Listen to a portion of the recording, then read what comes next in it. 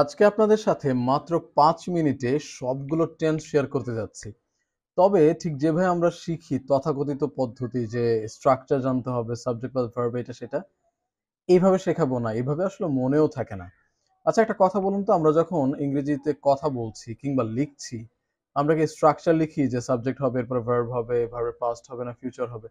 না, আমরা তো সেটা করি না, তাই না? আল্টিমেটলি আমরা সেন্টেন্স বলি কিংবা সেন্টেন্স লিখার ট্রাই করি। তার মানে আমাদেরকে শিখতে হবে সেন্টেন্স। আজকে সেন্টেন্স শেখার মাধ্যমেই আমি সবগুলো টেন্স একবারে খুব ভালোভাবে শিখিয়ে দেব। তাও কয় মিনিটে বললাম? মাত্র ৫ মিনিটে। যদিও আমি স্ট্রাকচার গুলো পাশাপাশি রেখেছি যেন আপনাদের একটু সুবিধা হয়। হ্যাঁ, আচ্ছা। সো আর কথা না বাড়াই চলুন শুরু করি। আমরা জানি আমাদের টেন্স আছে ৩টা, প্রত্যেকটা আবার ৪ ভাগে বিভক্ত। প্রেজেন্ট টেন্সে আছে কি কি? ইনডিফিনিট, কন্টিনিউয়াস, পারফেক্ট এবং পারফেক্ট কন্টিনিউয়াস। ইনডিফিনিট টেন্স কি? যেমন আই ইট রাইস। আমি সবগুলো এক্সাম্পলে একটা করেই বাক্য রেখেছি যেন বুঝতে সুবিধা হয়। আই ইট রাইস, আমি ভাত খাই। কোনো কিছু আমরা নর্মালি করি, আমার অভ্যাস কিংবা চিরন্তন সত্য, এইগুলো বলতেই আসলে প্রেজেন্ট ইনডিফিনিট ব্যবহৃত হয়। এটাকে আবার অনেকে প্রেজেন্ট সিম্পলও বলে থাকে, তাই না? দেখুন সেন্টেন্সটার মধ্যে কিন্তু স্ট্রাকচার আছে, তাই না? সাবজেক্ট আছে, এরপরে ভার্ব আছে। ভার্বের কোন ফর্মটা আছে? একদম বেস ফর্মটা আছে, তাই না? অথবা ভার্বের ওয়ান আছে, এরপরে object. I am eating rice, তাই না? আমি ভাত খাচ্ছি। প্রথমটা ছিল আমি খাই, যেটা আমি সবসময় করি বা আমার অভ্যাস বোঝায়। এখন বোঝাচ্ছে আমি এখন খাচ্ছি, তাই না? I am eating rice. স্ট্রাকচারটা দেখুন এখানে আছে। সাবজেক্ট আসবে, এরপরে অ্যাম ইজ আর আসবে। সো আই এর পরে অ্যাম বসবে। থার্ড পারসন সিঙ্গুলার নাম্বার যেমন হি, শি, ইট, একজন ব্যক্তি রানা কিংবা কানা, এদের পরে কি আসবে? ইজ আসবে, তাই না? আর অন্যান্য সবকিছুর পর আর, যেমন ফার্স্ট পারসন যদি প্লুরাল হয় উই, সেকেন্ড পারসন যদি ইউ হয়, থার্ড পারসন যদি প্লুরাল হয় দেই, রানা অ্যান্ড কানা একাধিক ব্যক্তি, এই সবকিছুর পরে আর বসে।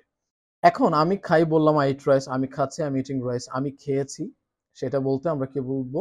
আই হ্যাভ ইটেন রাইস, কোনো একটা কিছু শেষ করেছি, তাই না? আচ্ছা, সো আমি খেয়েছি, আই হ্যাভ ইটেন, আমি ভাত খেয়েছি, আই হ্যাভ ইটেন রাইস। এবং স্ট্রাকচার দেখুন সেম, সাবজেক্ট থাকবে, হ্যাভ আর হ্যাজ থাকবে, ভার্বের ৩ নম্বর ফর্ম থাকবে। মনে রাখতে হবে পারফেক্ট টেন্সে সবসময় ভার্বের ৩ নম্বর ফর্ম বসবে, এরপরে বাকি অংশ বা অবজেক্ট।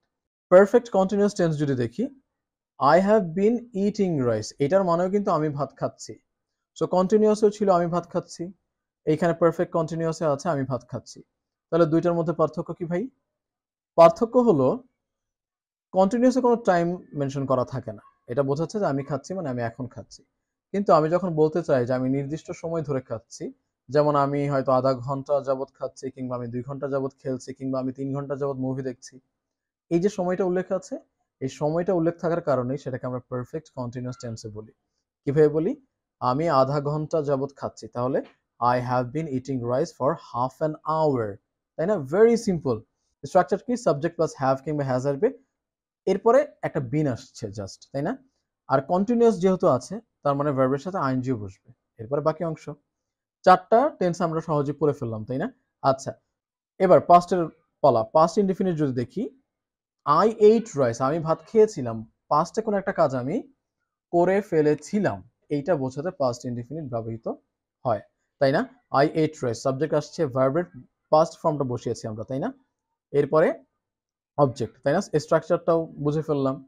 এরপরে কন্টিনিউয়াসলি কি আসছে? আই ওয়াজ ইটিং রাইস, আমি ভাত খাচ্ছিলাম। পূর্বে কোনো একটা কিছু আমি করছিলাম সেটা বোঝাতে, তাই না? খাচ্ছিলাম, যাচ্ছিলাম, দেখছিলাম, আহ, কাজ করছিলাম, ব্যবহার করছিলাম। সেই যত এই যে লাম, যা করছিলাম, এইগুলো বোঝাতে পাস্ট কন্টিনিউয়াস ব্যবহৃত হচ্ছে, তাই না? I was eating rice. স্ট্রাকচারটাও এখানে সাবজেক্ট প্লাস ওয়াজ ওয়্যার আসবে। প্রেজেন্টে ছিল অ্যামিজার, পাস্টে হচ্ছে ওয়াজ ওয়্যার। আর যেহেতু কন্টিনিউয়াস, কন্টিনিউয়াসে আইএনজি থাকবেই। এরপরে অবজেক্ট। পারফেক্ট টেন্স যদি দেখি, তাই না? পারফেক্ট টেন্স মানেও কিন্তু আমি ভাত খেয়েছি। এখন কথা হলো যে তাহলে প্রেজেন্ট পারফেক্ট টেন্স মানেও আমি ভাত খেয়েছি, পাস্ট পারফেক্ট টেন্স মানেও আমি ভাত খেয়েছি। পার্থক্যটা কোথায়? পার্থক্যটা হলো পাস্ট পারফেক্ট টেন্স এর সাথে সবসময় আরেকটা সেন্টেন্সের তুলনা করা থাকে এবং সেই সেন্টেন্সটা থাকে পাস্ট ইনডিফিনিটে। যেমন আমি যদি বলতে চাই যে মা বলার আগে আমি ভাত খেয়েছি, তখন হবে I had eaten rice before mom told অথবা বিফোর মাদার টোল্ড। এরপরে পাস্ট কন্টিনিউয়াসেও কিন্তু আমি খাচ্ছিলাম, পাস্ট পারফেক্ট কন্টিনিউয়াসেও কিন্তু আমি খাচ্ছিলাম। পার্থক্য কিন্তু ওই যে টাইম ফ্রেমটা, তাই না? এখানে সময়ের উল্লেখ থাকবে। I had been eating rice for half an hour. আমি আধা ঘন্টা যাবত খাচ্ছিলাম। যেহেতু টাইম ফ্রেম আছে, পাস্ট পারফেক্ট টেন্স হচ্ছে। স্ট্রাকচারটা কি? ওই যে সাবজেক্ট প্লাস এখানে তো আর হ্যাভ আসবে না কিংবা হ্যাজ আসবে না, এখানে কি আসবে? হ্যাভ হ্যাজ এর পাস্ট ফর্ম মানে হ্যাড, তাই না? Subject plus had plus been আর যেহেতু কন্টিনিউয়াস ভার্বের সাথে আইএনজি আসবে। বাকি অংশ তো আমরা জানি বসাতে হবে। আচ্ছা, now let's move to the future. এখানে শুধুমাত্র আমরা উইল এর ব্যবহার আনবো। যেহেতু ফিউচার উইল আসবেই। আমি ভাত খাবো, আই উইল ইট রাইস, তাই না? আমি ভাত খাবো, কোনো একটা কিছু করব, যাবো, দেখবো, খেলবো, এগুলো বোঝাতে ব্যবহৃত হয় ফিউচার ইনডিফিনিট কিংবা simple tense. I will eat rice, আমি ভাত খাবো। আমি ফুটবল খেলবো, আই উইল প্লে ফুটবল, তাই না? রাইট। আচ্ছা, ফিউচারে কোনো একটা কিছু আমি করতে থাকবো মানে কন্টিনিউয়াসলি করতে থাকবো, সেটা বোঝাতে ফিউচার কন্টিনিউয়াস। আমি ভাত খেতে থাকবো, I will be eating rice. স্ট্রাকচারটাও কিন্তু সহজ, তাই না? Subject plus will be plus ভার্বের সাথে আইএনজি, এরপরে object.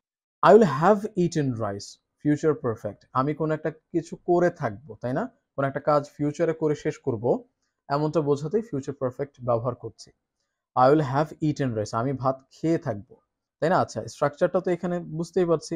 Subject plus will have plus ভার্বে 3 নাম্বার ফর্ম অবশ্যই আসবে যেহেতু পারফেক্ট, এরপরে অবজেক্ট। আচ্ছা, এরপরে ফিউচার পারফেক্ট কন্টিনিউয়াস। ভবিষ্যতে কোনো একটা কিছু আমি করতে থাকবো এবং নির্দিষ্ট সময় ধরে, সেটা বোঝাতে ফিউচার পারফেক্ট কন্টিনিউয়াস ব্যবহার করছি। I will have been eating rice, আমি ভাত খেতে থাকবো। এখন এই যে টাইম ফ্রেমটা আসবে, ফর হাফ অ্যান আওয়ার, আধা ঘন্টা যাবত।